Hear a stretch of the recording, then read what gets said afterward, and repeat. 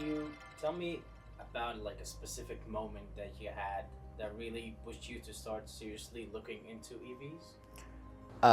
I, growing up, when I was my formative years, learning about environment and energy, um, I've realized that electric vehicles have the potential to change the way that our society works and to improve our energy reliability and independence on top of their environmental benefits and massive cost savings.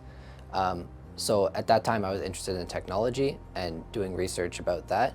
Um, and then it just made sense to make the switch at that point.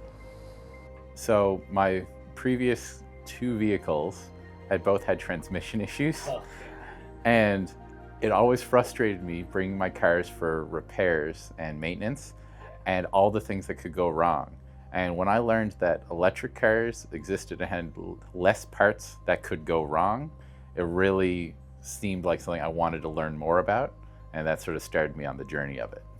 When I first drove an EV, which was a Bolt EV that they had here, I instantly enjoyed the acceleration and the torque that it had and the power, because I was so used to hot hatches anyways, that it just felt almost the same, but with cost savings of fuel. It was just like a no-brainer at that point.